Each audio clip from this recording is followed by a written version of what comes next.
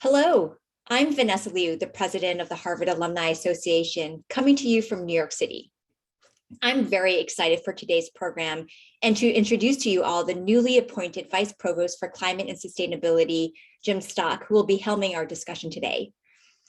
Just last month, when my 11-year-old was asked to write an essay on any topic he cared about with prompts like sports, a fictional character, his family, he chose to write about the poor health of our planet and how it will take, in his words, massive and purposeful commitment of our society to solve the crisis. The climate crisis is indeed one of the most pressing issues of our time, and Harvard undoubtedly has a critical role to play in this commitment. I hope from today's program, you will not only take away highlights of some of the extraordinarily impactful cross-disciplinary climate-related work that has taken place across the university, but also what we, as alumni, can do to support the efforts. Just some housekeeping notes on today. Closed captioning is available by selecting the CC button at the bottom of your screen. If you have a question for our speakers, please send it in the Q&A box below, and we're going to try to get to as many as possible. It would be great if you can also include your school and class year with your question.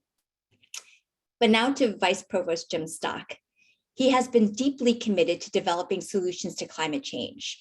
He's written extensively on the economics of energy and climate policy and teaches courses on climate as a professor in the economics department and at the Harvard Kennedy School. He received his PhD in economics and MS in statistics from the University of California, Berkeley, after getting his bachelor's in physics from Yale.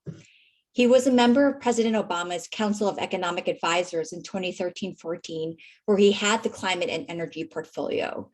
He's also been chair of the economics department, and he has taught undergraduate econometrics for 2 decades and is co-author of the leading undergraduate econometrics textbook.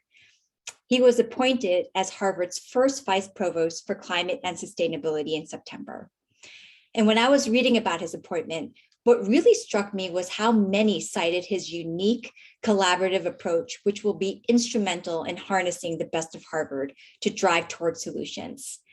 Can't wait to learn more. So please join me in welcoming Vice Provost Jim Stock. Thanks so much, Vanessa, both for the introduction and for you and the Alumni Association hosting this timely event. Climate change poses a fundamental threat to human life, to human societies, and to Earth's ecosystems. To many species, the threat is existential. There is some good news. Compared to where we were 5 or 10 years ago, there's now widespread acceptance that climate change is anthropogenic, that wildfires, heat waves, and floods that we've been seeing over the past year are just the beginning, and worse is yet to come, and that we need to take aggressive action to reduce emissions and to prepare for handling those worsening impacts on society and the natural world. And there is lots of pressure to take that action, led by the youth climate movement and in other quarters. The bad news is that the task ahead of us is monumental. Our approaches to climate change are fractured and often inconsistent. Current policies are insufficient to meet Glasgow goals, which, despite being strengthened since Paris, remain inadequate. There is an enormous amount of work to do if we collectively are to meet the challenge of climate change. Given Harvard's prominence and importance, Harvard has a responsibility to rise to that challenge. A useful way to organize how Harvard can contribute is to assess where we are now, including our strengths and weaknesses, where we want to go, and how we'll get there. First, where we are now. Harvard already has some of the leading scholars in fields related to climate change. These strengths span our schools and include basic climate science, climate and energy policy, technology to facilitate the energy transition, health impacts of climate change, and adapting urban landscapes. You will see some of those strengths on display today with our highly accomplished panel. But climate change spans schools and disciplinary boundaries. Harvard provides some central support for climate research, but that support is quite limited. In education, demand far outstrips supply, and climate education at Harvard largely remains siloed at the school level. And despite the quality of the current research, the amount of impactful work is insufficient given the social imperatives of the climate crisis. So where do we want to go? As you know, in September, President Backhouse sent a letter to the Harvard community expressing his ambition that Harvard be a global leader in addressing climate change. As a step towards that ambition, he created my new office of Vice Provost for Climate and Sustainability. Personally, I'm really excited about this position. Since returning from my service in the Obama administration, I've worked on US climate and energy policy with a focus on actionable policies that would move the needle on emissions reductions and the so-called energy transition from fossil fuels to low and zero carbon energy sources. My new position gives me the opportunity to make much more of a difference by helping Harvard achieve those ambitious goals of being a global leader in tackling climate challenges. So now we need to get from point A to point B. At a high level, it's useful to think of 4 buckets. The first bucket is research. We need more of it. That means new university level initiatives and funding opportunities. It means making it easier for faculty members who want to work on climate change to get started. It also means structuring those opportunities to make sure the research is focused and actionable or impactful outcomes that will make a difference. The second bucket is education. As I mentioned, we have some great courses, but not enough. We educate the leaders of tomorrow, and those leaders need to know the fundamentals of climate science and those aspects of climate change that will affect their professional careers, as well as their personal lives as educated citizens. I am therefore initiating a process to assess climate education across the university. That process will assess where we are now, and importantly, it will lay out a vision of where we want to be in, say, 10 years. This will be a major undertaking involving all the schools and will lay the groundwork for the next stage of implementing a roadmap for achieving that education vision. The third bucket is moving from research to climate progress. Harvard has unique strengths in global reputation, its convening power, its network of highly accomplished alumni, that's you, and its ability to serve as a third party more readily than governments, NGOs, and the private sector. Here too, there's an important role for the universities encompassing the various schools as we engage the external community. The fourth bucket is simply having more first-rate people working on climate. Most importantly, this means expanding the faculty working in climate across the schools. It also means supporting graduate students working in climate areas and other human resource initiatives. All this is really ambitious, but we can't do it on our own. Alumni are a key resource in helping to make this happen. Our alumni network is invaluable in multiple ways. One such way is through your professional networks.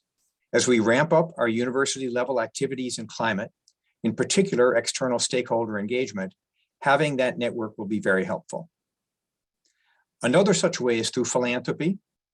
The expansions that I laid out to achieve an ambitious goal all require resources, more faculty, more research, and so forth. And another way our alumni network is invaluable is through mentoring and inspiring our students. Let me give you just one small example.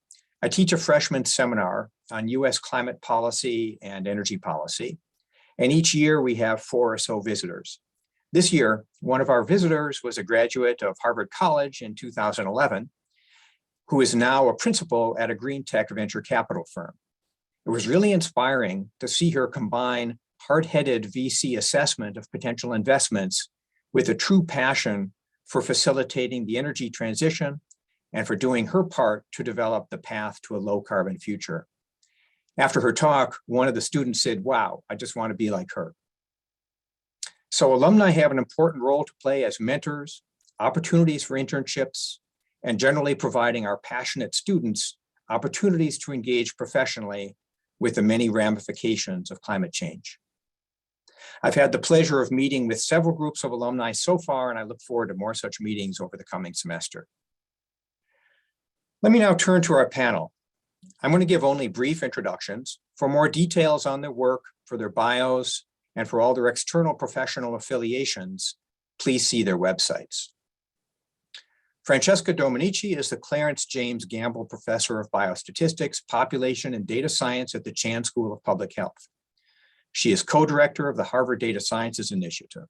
Her work includes using large data sets to quantify the public health consequences of pollution from burning fossil fuels. David Keith is the Gordon McKay Professor of Applied Physics at the Harvard Paulson School of Engineering and Applied Sciences. He's also a professor of public policy at the Kennedy School. He's a founder of Carbon Engineering, a company developing technology for direct air capture of carbon dioxide. David has done extensive research and writing on solar geoengineering. Jody Freeman is the Archibald Cox Professor of Law and Director of the Environmental and Energy Law Program at Harvard Law School. Let me give a plug for the podcast out of Jody's program, Clean Law, which is a great fix for anyone like me who is fascinated by the weeds of climate law. Jody is a leading expert on administrative and environmental law. Jody worked in the Obama White House before me, where among other things, she helped initiate EPA's regulation of mobile source carbon dioxide emissions through corporate fuel economy standards. We're going to start with Francesca. So Francesca, over to you. Thank you. Thank you for the lovely introduction and thank you for the opportunity. I'm going to just get my slides started. Here we go. Right. So thank you, Jim. And it's really a pleasure and an honor to speak to the alum and with my very prestigious colleague, Jody and David. So what I will be speaking for the next few minutes is really provide an extremely brief overview of work on my lab on issue related of the addressing health effects of climate change and really thinking about where the science is going and the opportunity to actually thinking really at one Harvard vision. I want to make just start from some very three key points. First of all, I am a data scientist by training. I love data and the power of data. And I think the very good news is that satellite data, atmospheric chemistry model, and machine learning really allow us to measure climate change related exposures, wildfires, heat and tropical cyclones with really an unprecedented level of precision.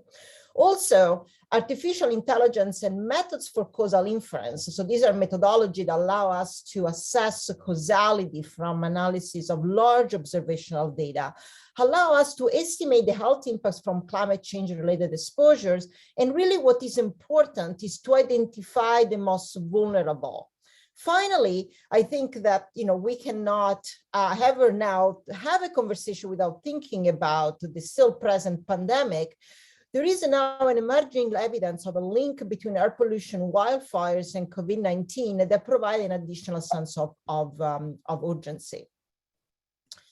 So first of all, just a key point, just keep in mind the greenhouse gases emission and air pollution pretty much share same sources. And the reason why I'm saying this is because we know a lot about the adverse health effect of fine particulate matter. And so if we are tackling greenhouse gases emission, it's not only that we combat climate change and make tremendous positive impact in society in the future, but that's also result in breathing cleaner air now.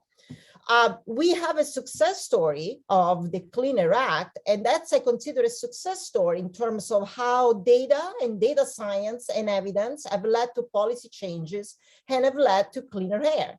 The slide on the left shows how the ambient level of the major air pollutant in the air have been declining over time. And also you can see how the skyline of our major urban cities are indeed cleaner. And that is really because the law required and asked the Environmental Protection Agency to assess the epidemiological evidence of the adverse health effect of air pollution and human health. And indeed, if we have overwhelming evidence that the current safety standards are not safe enough, there is a mandate to lower the standard further. And in fact, a very good news is that only a few weeks ago, the WHO decided to lower substantially the ambient level, the safety level for fine particulate matter from 15 microgram per cubic meter to 5 microgram per cubic meter. In the United States, we are still having a 12 microgram per cubic meter. Fortunately, through the Biden administration, now the standard have been are under discussion. So I think what has been really important and instrumental to impact policy now is really the ability to harness data from many data sources, including satellite data and output atmospheric chemistry model that together with state-of-the-art of machine learning, artificial intelligence, allow us to estimate ambient exposure to fine particulate matter at extremely small spatial resolution, and therefore to understand whether or not there are health impact even at low level, and also to understand the people that are most vulnerable. So I am a strong advocate of data, of the importance on relying and building very large, accurate research data platform that allow us to quantify health impact of climate change related exposure at very high level of precision. We do have, and my team has been working on this data platform and really assembling medical records for over 65 million Americans and being followed for the last 20 years. So I want to just give you just some highlights of some of the research on health impact of climate change. Through my colleagues and PhD students, we have assessed what are the primary causes of hospitalization that occur when you're considering heat wave days compared to non-heat wave days. And we have a versatile effect among the elderly for fluid and electrolyte disorder, renal failure, urinary tract infection. And there is work that we published just last week on the British Medical Journal showing that also there is a higher risk for mental health disorder. We're getting better and better literally by the day, and I'm making be able to assess a quantified exposure, for example, to tropical cyclones. We did a study published in Nature Communication, where for the first time we were able to quantify county level exposure to tropical cyclones and looking at the health impact and looking exactly that happened increase in respiratory diseases, infection and parasitic diseases and injuries. This is important because in addition to combating climate change for the future, we also need to be ready now. Wildfires, as we know, has been devastating many parts of the United States in the West Coast. Unfortunately, we have estimated with colleagues actually in the School of Engineering Applied Sciences, with my colleague Daniel Jacob and Loretta Mickley, that actually even without aggressive measure against climate change, we will transition from 57 million to 82 million in 2046, 2051. That will be exposed to high intensity smoke waves caused by wildfires.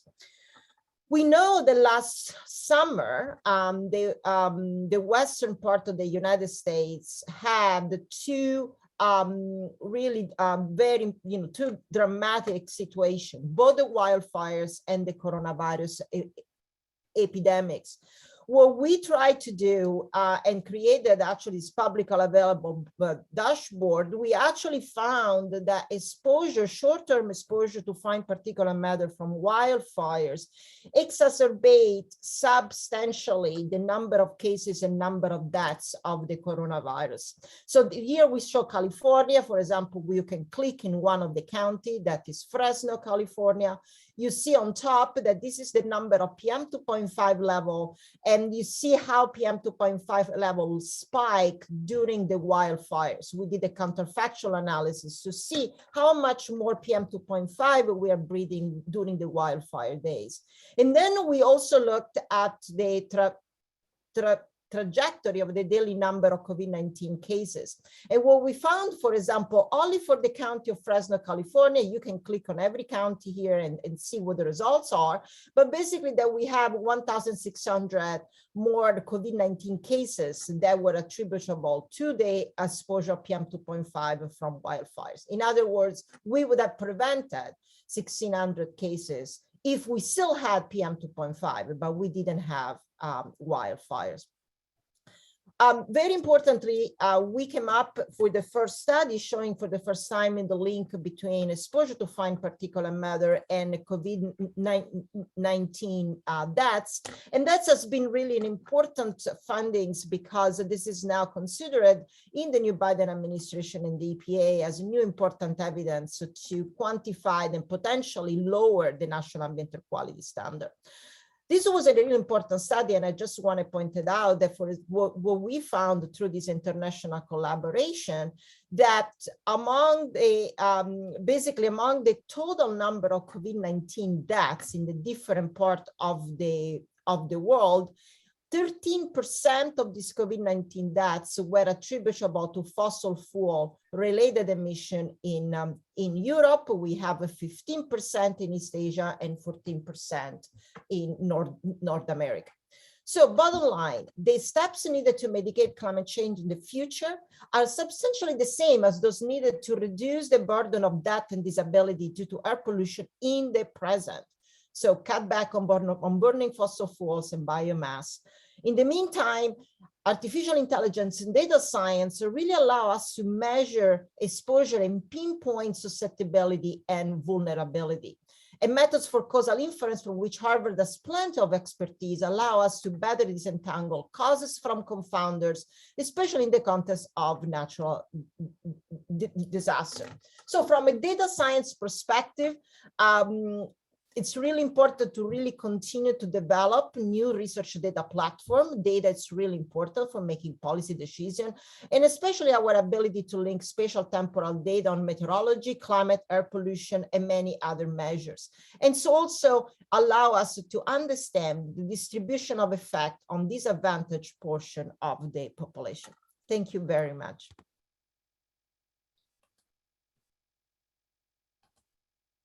Thanks, Francesca. That was fantastic. I'm going to go straight to David Keith. Thank you very much.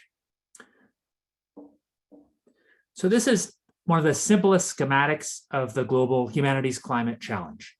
Economic activity drives principally fossil fuel burning, drives emissions. You can measure that in gigatons of fossil carbon we're pumping into the atmosphere each year.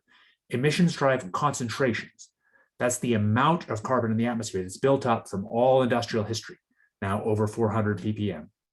That increase in carbon dioxide drives climatic changes, which you can think of as global change in global average temperature you've all heard of, but a myriad of other changes as well. And finally, those changes drive a myriad of human and environmental impacts.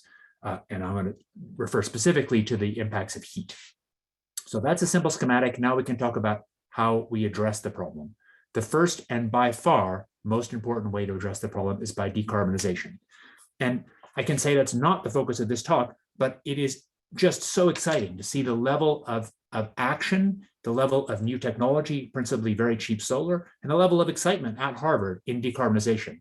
It's been my privilege this term to teach an energy systems course to a bunch of really excited young undergraduates, and it's just amazing the level of new excitement about emissions cuts. I think there's no question we have the tools to drive emissions down to zero while maintaining economic activity. Now I'm going to talk about two other things. One is removing carbon from the atmosphere. And here I'll say a little bit about this startup company I found that just giving you a sense of a kind of practical development of hardware that's now spanned about 15 years, incrementally developing hardware. And the key here was not fancy laboratory innovation. It was very kind of blue collar hardware development. Give you a sense of the scale. The first commercial plant, which we hope will begin construction late next year, we're now in the front-end engineering design study and have spent about 180,000 hours so far on that study. So give you a sense of the kind of scale of this. But despite the fact that I am very, very proud about this work, I actually have real reservations about the level of hype around carbon removal right now. And I think that it's important to say that over the next few decades, there's little doubt that the most cost-effective pathway to reduce net emissions is to reduce emissions.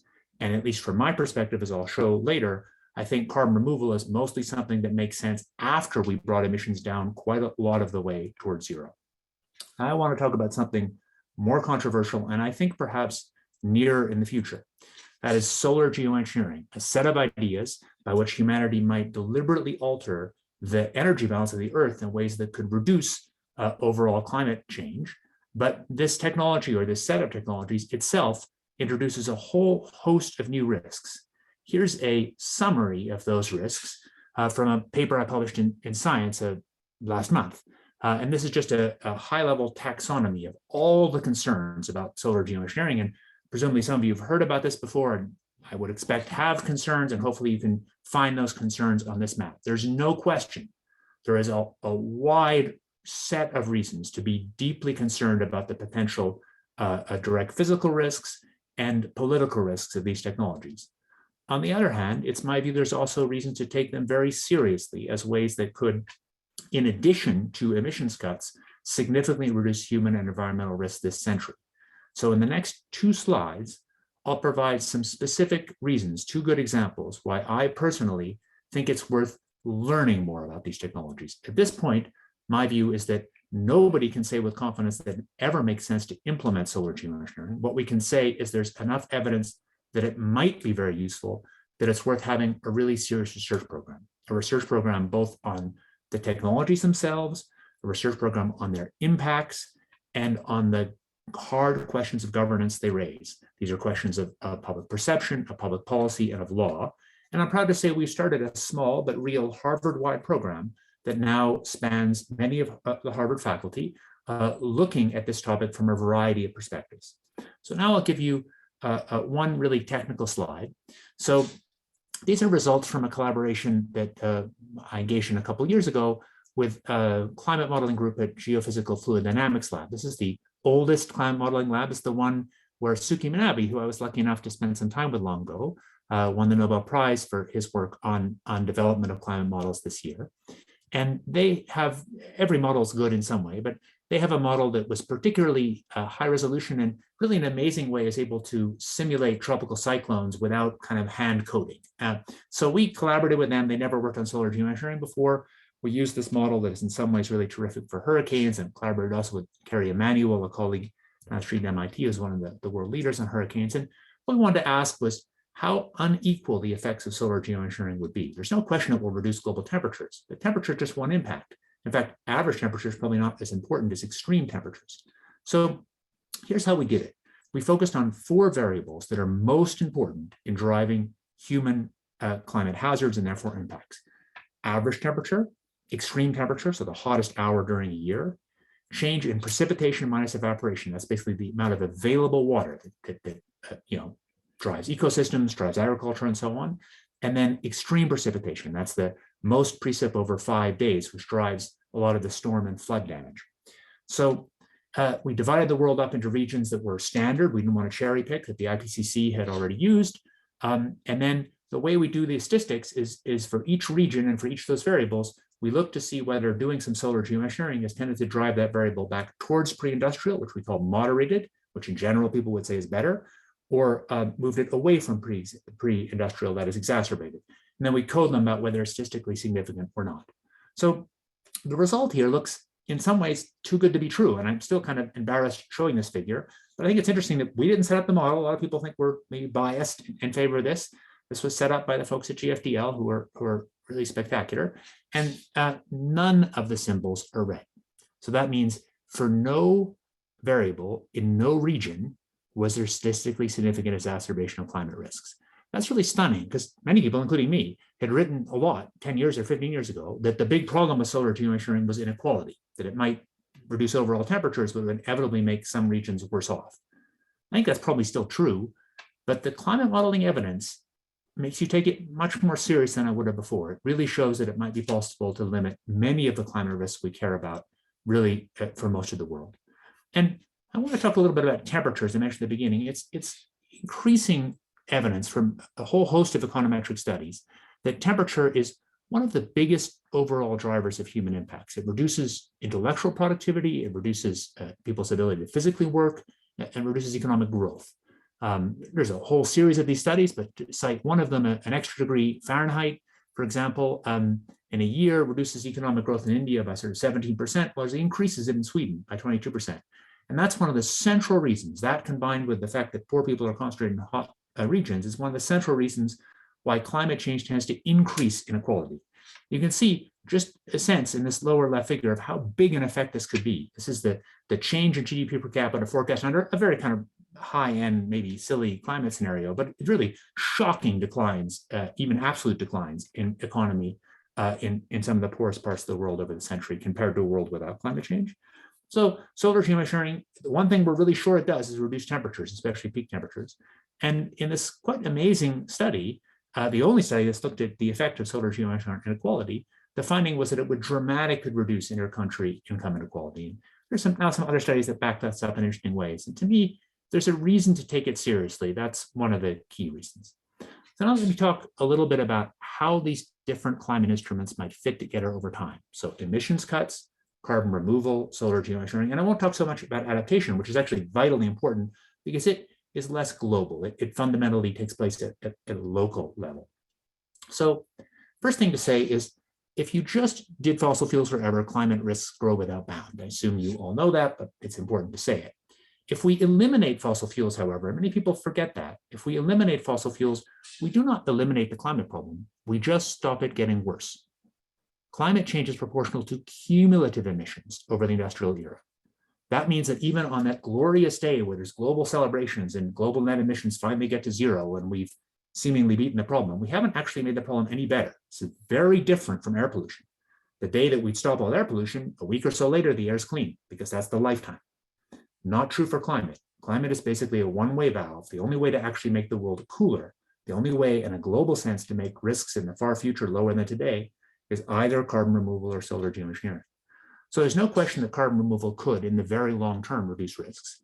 But my view is it mostly makes sense to do it after we've mostly driven emissions, pulled emissions down by decarbonization. And my view is that if we're going to use solar geoengineering, the way to do it is to use it to smooth the top off that curve, to reduce the worst climate risks during and around the time where concentrations are at their peak. That would be kind of mid-century. But that says that if you really want to do this and you wanted to ramp it up slowly to look for problems, you want to start sooner than you might think. This is just one view. There's many other views. There's no simple right answer about how to use it, but it's a perspective on why it might be important. And my view is simply not that we should do it, but that we need to understand more about it in a responsible way and understand how it might be governed in a divided world. Thank you. Thanks, David. Jody Freeman. Hello, it's just great to be with you. So from the perspective of someone like me who works at the law school at Harvard, the clean energy transition depends upon 4 pillars. One pillar is the scientific foundation that's so important, the public health data and research that Francesca talked about climate forces, what contributes to climate change, but also climate impacts. The second pillar is technological breakthroughs that are necessary to facilitate the clean energy transition. And David is talking about his research and work on some of those tech breakthroughs. The third pillar, I would say, is business model evolution, that businesses need to change. And the fourth pillar, which is where I'm focused, is the legal and regulatory system you need, the legal and regulatory infrastructure, if you will, that will enable that clean energy transition. And there are 2 problems here. One is that law can create obstacles to this transition because of old, outdated statutes and regulations and systems. But the other more positive potential is that law and regulation properly designed can facilitate all the other things. That is, can facilitate the uptake and implementation of the data that we collect, can facilitate the technological breakthroughs, can facilitate the business model evolution. So I see law as this crucial, important kind of sinew, the material that makes the system work. And this is hard to work on these legal and regulatory problems, in part because, and this is a sort of contextual point I want to make as a way of beginning, it's hard to think about the legal and regulatory system, in part because Congress hasn't acted in the United States domestically to adopt a comprehensive program to set us on a course with a new law, for example, that would either cap emissions, lowering them over time, economy-wide, or that would price carbon. So without Congress in the game in a meaningful sense, other than some important investments that we've seen recently and may see more of soon, but other than that, there is no comprehensive federal regime. And what that means is that the pendulum of law and regulation will shift back and forth administration to administration because presidents will deploy or not deploy their executive power using the federal agencies. And so what that means for us as a background important piece of context is climate policy in the United States is set by really two major actors or institutions. One is the president and the executive branch power that the president controls in combination with the courts. And that exchange, that dialogue really establishes climate policy while Congress has remained fairly inert for decades. So with that in mind, at the law school, the program that I head up, the Environmental and Energy Law program, we work to do primarily three things to help remove legal obstacles and also try to establish new legal frameworks. And in our view, our sort of theory of the case is you need to do three things. One is help to design and defend strong federal regulation when that's available. So when a president is committed to it, as the Biden administration is, we want to be participating in building, designing, defending, and ensuring the robustness of the new federal climate rules and climate policies that are coming out of the federal government. So we participate in that. I have an executive director, staff attorneys, fellows, and a raft of students at the law school who are deeply committed to these issues, working on contributions we can make to the federal rulemaking process and to the federal policy design process that I'll talk about a little bit more. The second thing that's part of our theory of the case that we must do is we have to find a way to support the states that want to lean into climate policy, both on the emissions reduction side and also on the adaptation resilience side. And it's important because the states either fill in for the federal government or supplement the federal government or both. So we want to have our resources focused on helping states. And I'll give you an example of how we do that. And then finally, part of our theory of the case is you need to enlist the private sector. And we do this in a number of ways. And part of my bio that Jim didn't have time to talk about is I'm an independent director on the board of ConocoPhillips, an oil and gas company. And that I can talk about more in question and answer, but that's part of, in my view, the kind of enlistment and engagement with the private sector that's necessary to bring them along and help evolve business models to enable the clean energy transition. So let me just give you a few quick examples of the kind of thing we're working on in my law school program. And wherever we can, we are partnering with other schools around the university. So for example, we work on things with business school faculty and students, Kennedy School faculty and students, public health faculty and students. Whenever we can, we're trying to build these bridges to make our program work even more effectively. So let me give you a few quick examples. When the Biden administration came into office, we had developed an agency-by-agency action plan that essentially laid out all of the legal authorities, all of the federal agencies like the Environmental Protection Agency, the Department of the Interior, the Securities and Exchange Commission, and others possess. What do they currently have under existing law that they can deploy to make a meaningful difference on either issuing climate regulations or climate guidance or establishing new climate policy? And we handed that step-by-step playbook with all of the agency powers listed, all of the priority actions itemized that we had been tracking during the Trump administration rollbacks from the Obama years. So we handed sort of an action plan to the administration, and I know that it has been useful in them developing and prioritizing their own approach. It's really a whole of government document that we were able to develop in advance of the new administration. The second example I would give you of the kind of thing we work on with our faculty, staff, and students is we participate actively as the federal government rolls out new regulations. Think recently of the mercury and air toxics rule. Think of the methane regulation for oil and gas facilities. Think about the new power sector rules to reduce CO2, which are anticipated that EPA will be developing moving forward.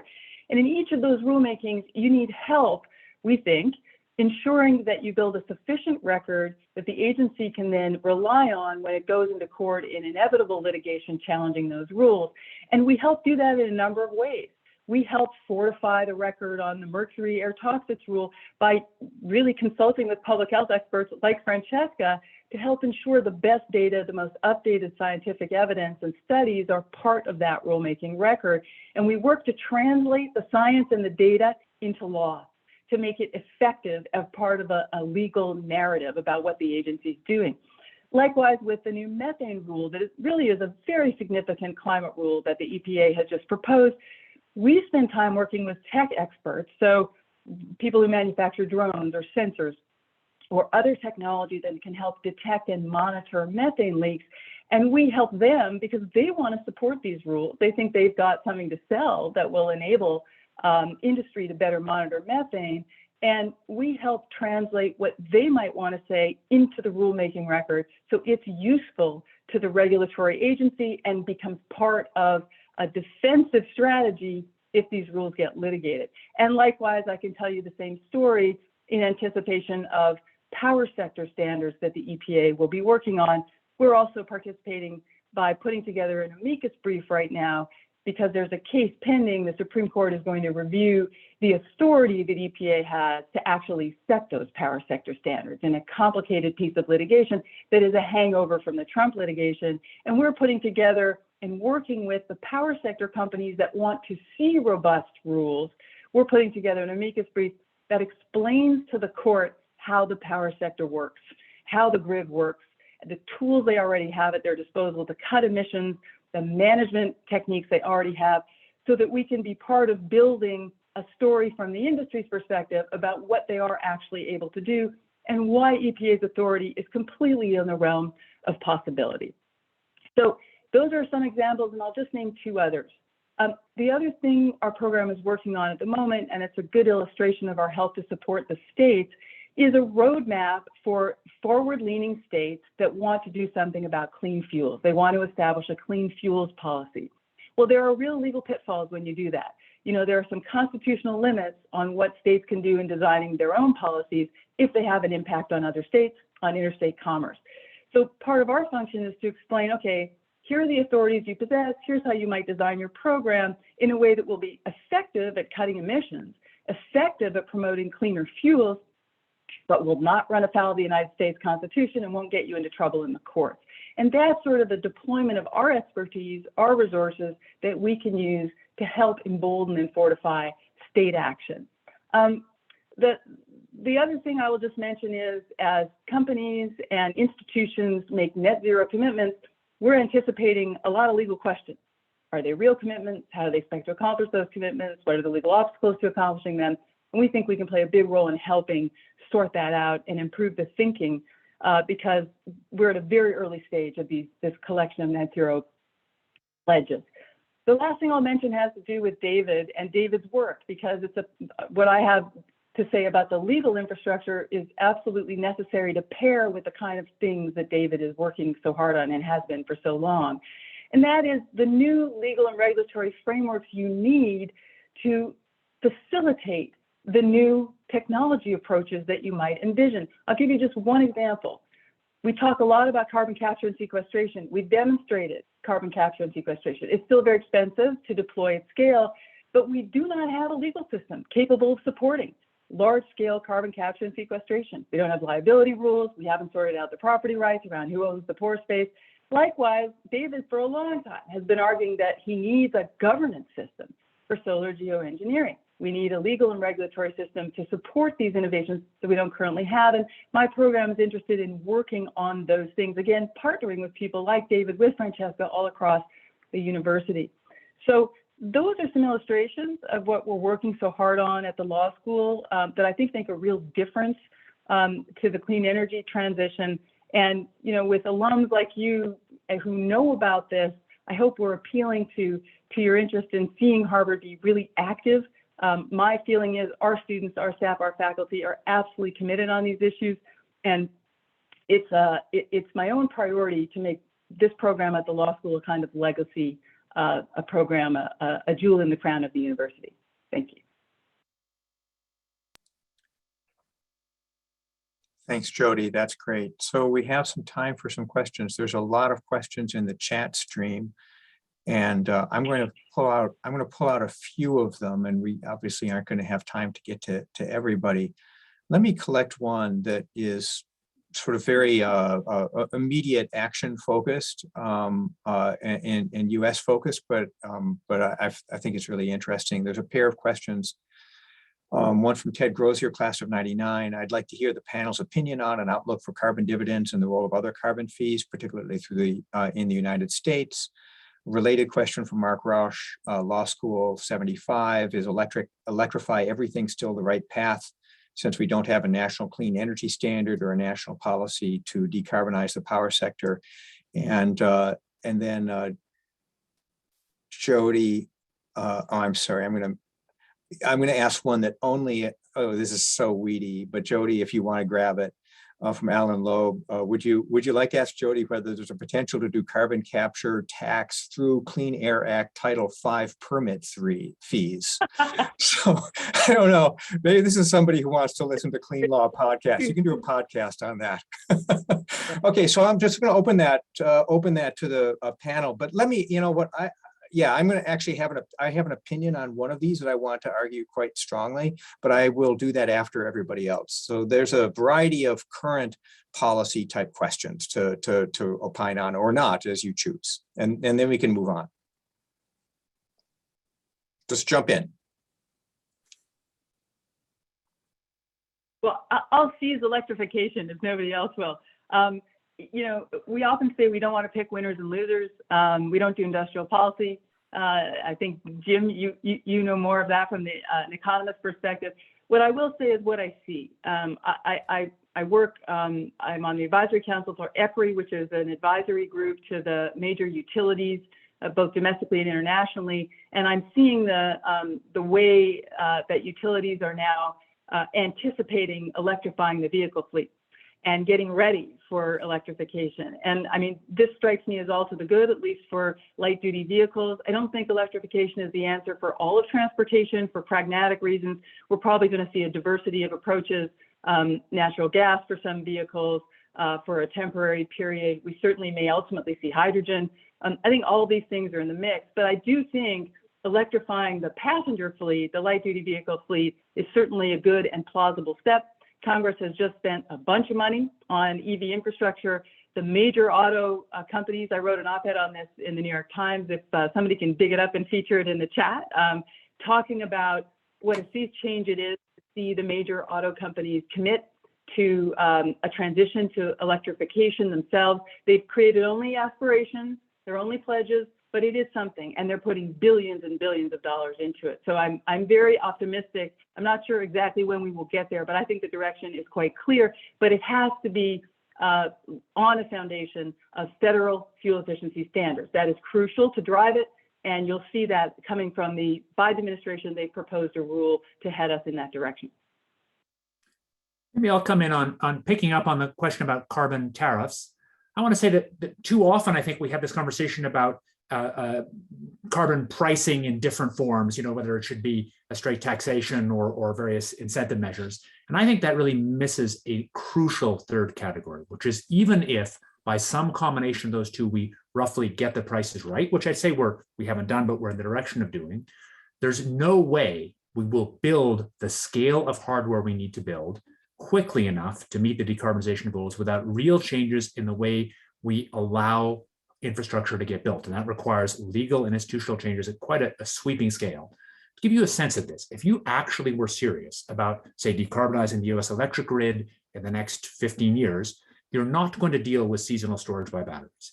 There's an enormous opportunity to do this with long distance electric transmission. To put it simply, if you wanted to build, say, 10 gigawatts of solar power coming into New England, it is just clear-cut cheaper, if you ignore politics, to build that in Arizona and run a high voltage DC lineup, given real cost, not some kind of future innovation. It's much cheaper to do that than to build the solar in Massachusetts. But right now, we simply can't build these long lines. And I think unless there's an ability to change that, I don't really see us meeting our decarbonization goals. And I think that's the kind of place I actually look to the work that Jody et al. To do to really understand what sorts of legal institutional challenges would allow us to build infrastructure quickly. I just want to quickly add that, you know, just in the last 2 minutes, we brought forward so many potential policy changes and how to overcome the regulatory and legal challenges. And, you know, for example, when Jody was mentioning that automobile industry or other electric power industry are investing millions of dollars, I think it goes back to the importance of having a centralized system in our institution and everywhere that allow us to collect data in real time. So then we can quantify very quickly, not 10 years from now, yes, this was a good idea, or no, this was a bad idea, for whatever, for in terms of the ability to cut greenhouse gases emission and the ability to improve public health. So our ability to study this in new policy and how effective or ineffective they are, and very quickly, I think it will help tremendously at moving the discussion forward. So let me just address this electrify everything question. Electrify everything, as David has pointed out, is probably not. I think that's a nice shorthand, but certainly areas. If we focus on light duty vehicles, we're gonna have this transition to light duty vehicles. They're going to end up being cheaper than internal combustion engines, and with suitable charging infrastructure build out, they're going to be quite convenient to use. All of that is a good thing. We should not, to use a bad analogy, lift the foot up off the accelerator on that just because we seem not to be able to pull a clean electricity standard out. We need to decarbonize the power system, and we need to transition the light duty vehicle fleet, and we need to do both at the same time. So as in so many of these things, the answer is yes and we just need to push as well as hard as we can on both of those dimensions. There is a question that I'm going to take very quickly from Sonam Villani, and then I'm going to ask a question to the panel. Sonam Villani, Harvard class of 2009. Does Harvard intend to bring all these different streams together under a new climate school similar to Columbia or Stanford? The answer is we don't think that makes a lot of sense here at Harvard. We have incredible strengths in each of our schools, and for a variety of reasons, it would be really disruptive and probably not moving forward quickly if we were to construct a climate school. So what I would ask you to do is to think about what would be the ambitions of education and research and impact that we could have from a climate school, but let's do it within the Harvard structure. So I think we want to have as much ambition as possible, but we're going to try to take advantage of the strengths and not actually suffer some of the challenges that would be entailed with a new climate school. A question for the panel, and maybe this is a really tough one, but there's a question from Paul Williams, class of 65, and I'm going to abbreviate that. So, there's a body of thought that it's too late to make a difference. What do you think? David. Definitely not. I mean, most obviously, all future emissions contribute to making the world worse and worse for future generations. And so limiting emissions, which we absolutely can do, makes the world less bad than it otherwise would have been. Plus, let me pick up the last thing I didn't talk about much in my talk, adaptation. There's really profound evidence that adaptation in various measures can reduce damages. To give you a really up-close personal, my experience, I was in Bangladesh a year and a half ago, actually in a very interesting way, invited by some senior leaders in the kind of poor world climate policy world.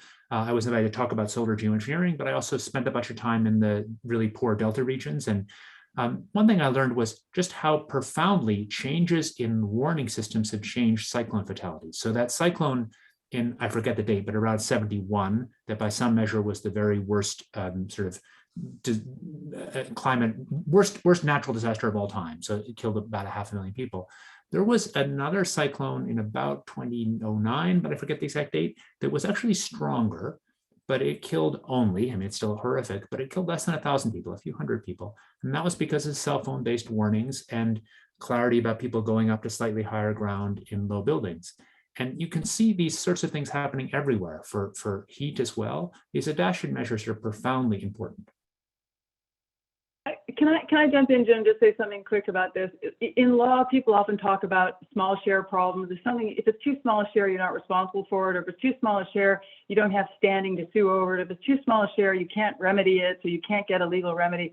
And I really react to this small share criticism by saying, that's an argument for saying if you can't do everything all at once, you shouldn't do anything at all, because the nature of the problem is the small share problem, right? And progress is incremental.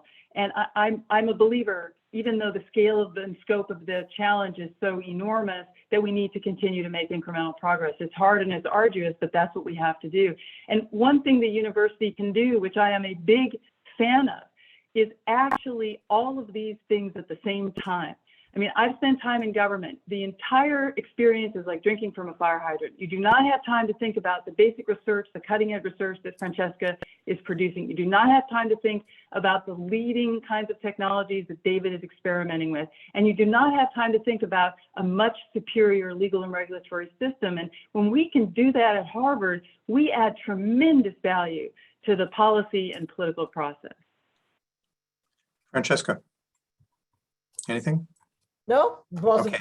beautifully well said by my colleague. Okay, great. So thank you, everybody. And Vanessa, over to you. Thank you. Thank you.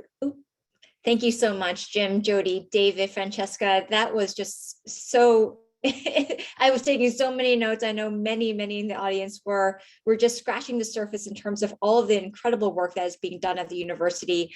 I know that the big question on many alumni minds are what can we do to support? You touched upon that a little bit, but I think there's going to be many other engagement opportunities coming along the way. So thank you everybody for joining us today. We hope that this is going to be the first of many discussions around this incredibly important topic. And a huge thanks to all of our faculty speakers today. Take care, everyone. Thank you.